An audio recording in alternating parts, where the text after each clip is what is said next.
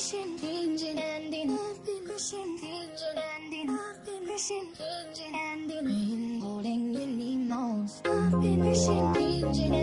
yeah. How we doing, guys? Moose here, Season 2, Episode 25 of our West Ham United career mode. And today is the day of the World Cup final, so getting this commentary out of the way so that we can get on to watching Germany against Argentina. It's going to be a fantastic game. But that said, we do have some West Ham United content for you today. Pretty excited to get this episode out of the way. Some huge games coming up here as we sit in 4th in the table. We're actually level with Arsenal and Newcastle, I think, as well, but we are ahead on goal difference. So we come out against a standard 4-4-2 from Aston Villa. And I don't know if Aston Villa hired Big Sam in the time since we relieved him of his West Ham United duties, but they literally were playing long ball the entire game. It's all they were trying to do. They were just trying to be defensive and didn't really help them out too much. As LACAZETTE here played through really nice on a ball from Ravel Morris, who's actually playing in the cam position today. The ball's played into him, and it's a good save by the Aston Villa keeper. But from the ensuing corner, the ball played out to Winston Reid, and we are given a penalty here, maybe controversially, but as you can see, the ball, I'm actually going to put the replay in. Winston Reid strikes this ball after it's cleared. It hits a defender in the face. Tompkins then goes to play the ball, and right there it looks that he's fouled by the defender from behind who's also trying to play the ball. But I think that's what they called the foul on, and we'll certainly take that. So up to step up and take the penalty. No Grenier on the pitch, no Noble, our couple of penalty specialists. LACAZETTE takes it and smashes it in the top left-hand corner. It's a great goal. It's 11th in the league. Simple finish, maybe controversial on the call from the referee, but we're going to take it no matter what. Big goal away at Villa Park is always key. And we keep pressing forward here. Luke Shaw plays it to Michael Bradley. And then a nice little 1-2 between the two of them. And LACAZETTE. Bradley with a nice little turn. Good fake shot to get around his defender. Sees the run of Sidney Sam on the right-hand side. And his shot is, it's a little wanting there. He does have he took it on his weak foot. And he just puts it into the side netting. No real pressure. But a good tackle. Carroll then plays the ball through to LACAZETTE over the top with a really great ball. And look at that for a chip finish. My goodness, Alexander LACAZETTE, how you doing, son? Brilliant finish. And it's his 12th goal in the league, second of the game. And it's 2-0 to West Ham, just 30 minutes in, just a half hour played. That's a brilliant finish. Nearly cleared away, though, as he almost missed it. Takes a touch off the post, but does get into the back of the net. And it's 2-0. Come on, West Ham. LACAZETTE then plays the ball forward. Sidney Sam does really well to let it roll past him, able to run onto it. Takes a shot with his right foot, and it's a good save from Villa. But straight away from kickoff, we decide, you know what? Let's go down and try and take a chance here. Jarvis sees the run of Luke Shaw on the outside. Plenty of space for him to range into. Nice little bit of skill. Step over to try and create some space for himself. Jarvis then plays a nice 1-2 back to Luke Shaw, who continues to range forward. He's looking to whip a ball in. Finds it back to Andy Carroll. Good touch. Has a shot. It's deflected. LACAZETTE. Hat trick. 3-0. Bye-bye. That's got to be 3 points there. LACAZETTE. That's a simple finish. Simplest finish you'll ever see. That's as easy as taking candy from a baby, I should say. But I actually looked at the replay after because I was like, how is he not called offside? He actually was offside, so I guess that's a case of getting a little bit of realism that sometimes the referee, the linesman, does miss that call, and we are the beneficiaries of it as LACAZETTE sticks it in the bottom corner for a 3-0 West Ham lead. But Darren Bent does claw one back. It's a nice little bit of play from Villa. Good ball in, simple finish from Bent. He's not going to miss from 4 yards away. Nothing Adrian can do, but that would be how the game would finish. 3 LACAZETTE goals push us to pick up 3 points. So a huge win to keep us in that Champions League race over a really subpar Aston Villa squad. You can take a look. We had 13 shots on target to their 1. 56% possession. Absolute domination. They looked really lifeless, honestly, without Christian Benteke in the lineup, and just played that long ball all day, and we took simple advantage of it. Winston Reid and Tompkins with great games. LACAZETTE, man of the match with 3 goals. But Grenier now, back from his suspension, so he'll be available. We also get an offer here from Italy, so let me know if you think I should take the Italian job in the comments. I'm really holding out basically for the England job is what I want, but Italy is really cool too. Also, they have some great players: Verratti, Balotelli, Desciglio. Siro in goal. So a ton of players there that we could use. And then look at that. Spiegel is going to be out with I think it was a torn ACL. But when I got that training injury notice, I about freaked out thinking that, oh my goodness, we could have just lost one of our best players in training. But it was our third string goalkeeper, so that's alright. As we come into the San Siro to take on an Italian team, Inter Milan, running out a 3-5, 1-1 against us with Icardi and Belfodil looking to take advantage of us up top. But some fantastic players. We kind of play about as strong as a team as we can throw out there, looking to take advantage of them away. But this game was really it was a chess match, to be honest. It's a tactical stalemate. Inter really just sat back and tried to hit us on the counter.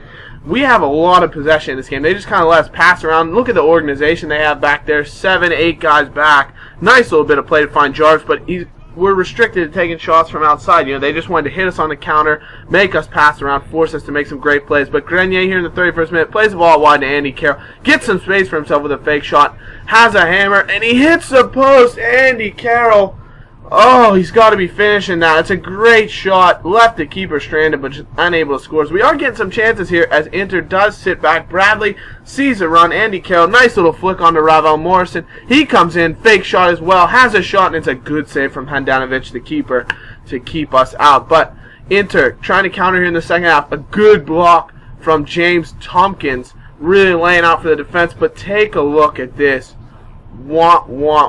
Absolutely ridiculous giveaway by Adrian, and the West Ham fans are going to be at his throat. Totally embarrassing. It was one of those ones where you try to play it through the man to the middle, but you just don't hit it hard enough, and it's picked off by Belfodil, who's been a bit of a cup specialist for him. You say he's got 8 cup goals, and that is not what we wanted to give up. Obviously, 1-0 is not the worst of results, but when we could have had 0-0 because of, the fact that they weren't really generating any chances besides that particular effect. So really disappointing there. But a good ball played by Lacazette into Andy Carroll. Then sees a run of Lacazette back into play, and the game just glitches out on me here with the manual shooting. What happened is that ball came through, and I ended up pointing it.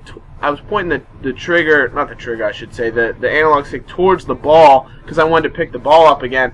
But then it came back to me so quickly that I just hit shoot.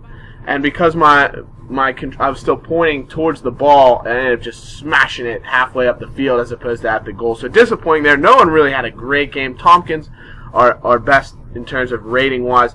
But that said, we'll see. Hopefully we can turn it up in the next game against Inter Milan and pull out a result at home and get us through to the semifinals of the Europa League. But to finish out this episode, we are going to be facing Crystal Palace at Upton Park, coming back home. To see if we can pull out a result and keep our Champions League hopes well and alive. As you take a look, we're currently in 4th. Not really challenging for any of those top 3 places. We're 5 points back of Man City, but we have teams Liverpool, Arsenal, Newcastle, teams like that on our heels as we play a completely second-rate side. Not second-rate side, it's just our second-choice players for the most part. So we come out in a 4-2-3-1 to counter their 4-2-3-1.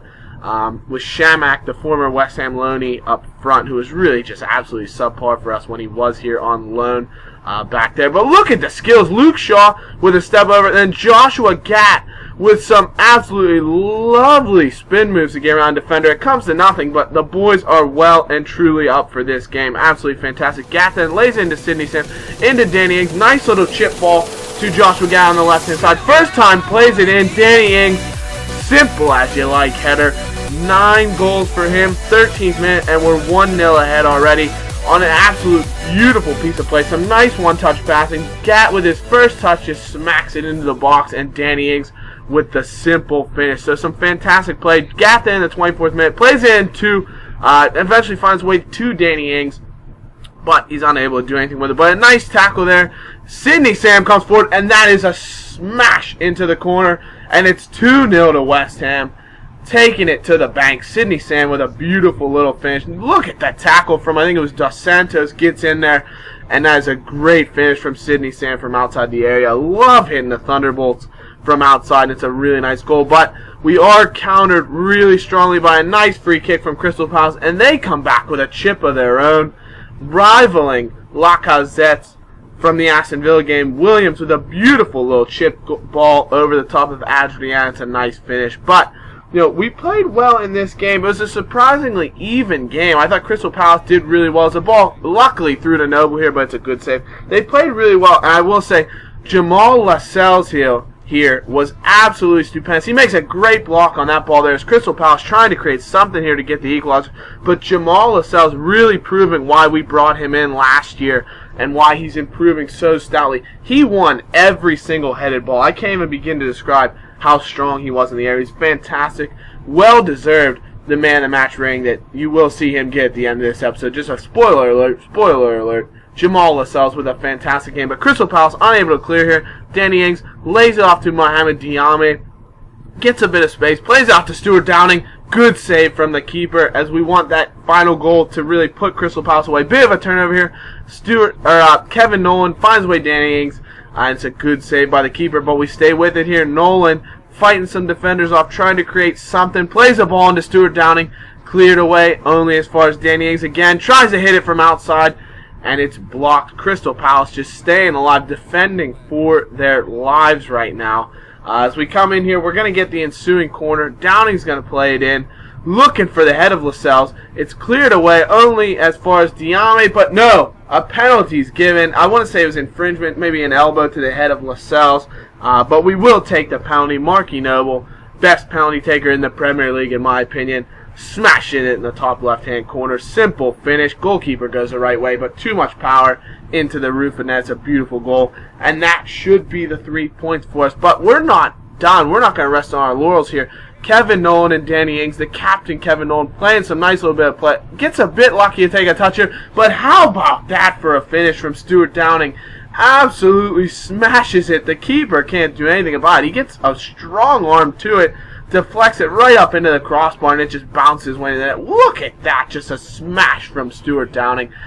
A couple of the players who are retiring here at the end of the season, Kevin Nolan and Downing linking up together, and it's a great finish from Stewie. So 4-1 to West Ham. That should be it, but do we want more? Kevin Nolan plays a ball through to Joshua Guy. He goes for a cheeky little chip and just inches wide of the goal, but that would be it. Final whistle goes, and a 4-1 victory. Maybe a bit flattering to us, as Crystal Palace did have some chances. You take a look at the statistics.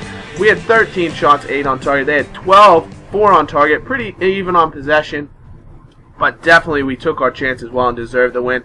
Your man of the match, Jamal Lascelles, played absolutely stout at the back. Well-deserved man of the match ring. Good to see Joshua Gadd happy, obviously getting in another game. He's played really well, coming on his pace. It's just absolutely stupendous. But we do get to come forward here, and we're going to play Inter Milan to start off the next episode. We also get a note here at the end of the episode. Daniel Potts, he complained about wages before. He's complained about wages again, and they're going to transfer him. Danny, you don't even get in the squad, son. You can feel free to leave. But that's an issue we'll deal with in the next transfer window. So I hope you guys have enjoyed this episode. We'll see you in episode 26. Be sure to leave a like and subscribe, and we'll see you then. Bye-bye.